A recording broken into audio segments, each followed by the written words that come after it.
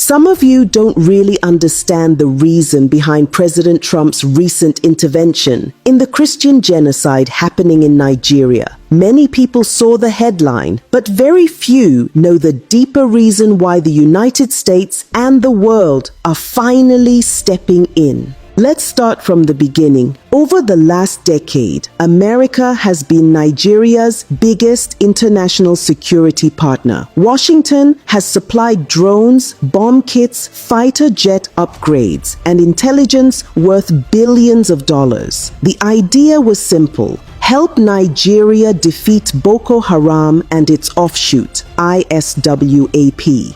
Just this year, the US approved another $346 million arms package for Nigeria. Precision bombs, missiles, and targeting systems meant to strengthen the Air Force. Before that, there was the sale of 12 Super Tucano aircraft worth $500 million delivered under the Trump administration. Add that to years of counterterrorism training, logistics support, and humanitarian funding. On paper, Nigeria should by now have one of the most battle-ready armies in Africa. But what's the result? The killings continue. Entire villages still get wiped out in Plateau, Benue, Kaduna, and Borno.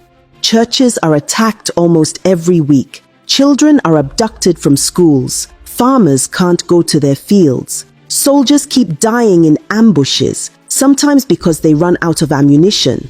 So America is asking the same question many Nigerians have been asking quietly for years. Where is all the money going? Because the United States tracks every dollar it spends. It knows when weapons are delivered, when training is done, and when things don't add up. Intelligence reports show that despite billions invested, Nigeria's security forces remain under-equipped, under-motivated, and deeply compromised. And that's the root of America's frustration. Trump's declaration that Nigeria is a country of particular concern was not only about religion, it was about credibility. Washington is tired of funding what looks like an endless war with no genuine intention to win. When a country keeps receiving military support but still allows terrorists to thrive, it raises suspicion.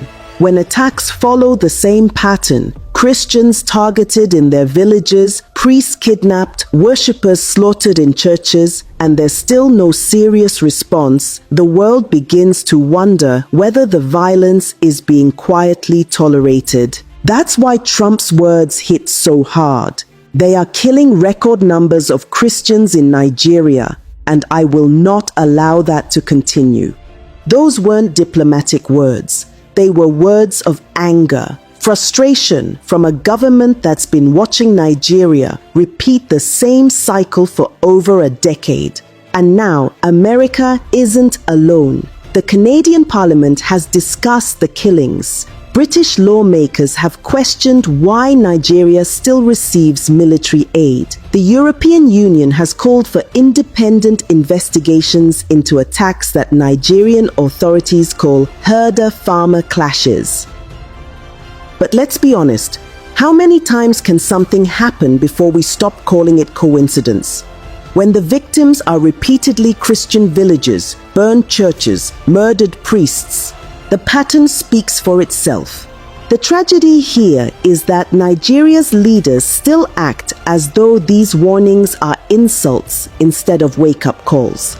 The official response to every global concern is always the same. They don't understand our security complexities, but the world understands enough to see the truth. The same corruption that destroyed the economy has infected the military.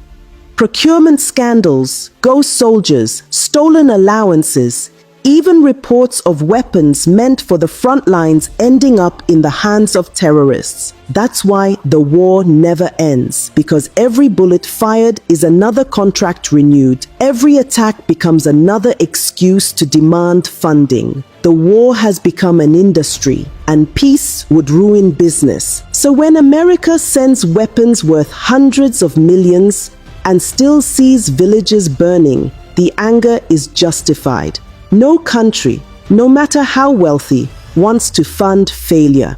And this is where it becomes expository. The US strategy now is shifting. The new aid packages come with strict monitoring clauses, human rights tracking, field audits, and transparent reporting. Washington wants to see evidence that the weapons are used for the right purpose, not for politics or profit. At the same time, discussions are happening in Congress about targeted sanctions, not against Nigeria as a nation, but against individuals, governors, generals, and politicians accused of either enabling the violence or stealing from defense budgets. If that list is activated, travel bans, asset freezes, and visa restrictions could follow. The message is clear. America is no longer willing to bankroll corruption. And that brings us back to the Christian genocide conversation. For years, survivors have been crying out, saying, "They're killing us and the world is silent." Now the world is speaking, and Abuja isn't happy about it. But why would they be? When you've built a system on impunity, accountability feels like an attack. Let's not forget what happened in 2021, when the US first considered putting Nigeria on the country of particular concern list. The Nigerian government lobbied hard to be removed. They promised reforms, new security strategies, new appointments, yet here we are. The killings not only continue, they've spread. So what exactly does the US want? It wants transparency. It wants Nigeria to prove that it's genuinely fighting terrorism, not managing it. It wants accountability for the billions already sent. It wants an end to the excuses that always begin with "we condemn" and end with "we're investigating." And let's be fair, America's concern isn't purely moral, it's strategic. An unstable Nigeria threatens the entire region. The Sahel is already on fire. Mali, Niger, Chad, and extremist networks are growing. If Nigeria falls deeper into chaos, the whole of West Africa becomes vulnerable. That's why Washington is acting tough. Not because it suddenly discovered compassion, but because instability in Nigeria eventually becomes a global problem.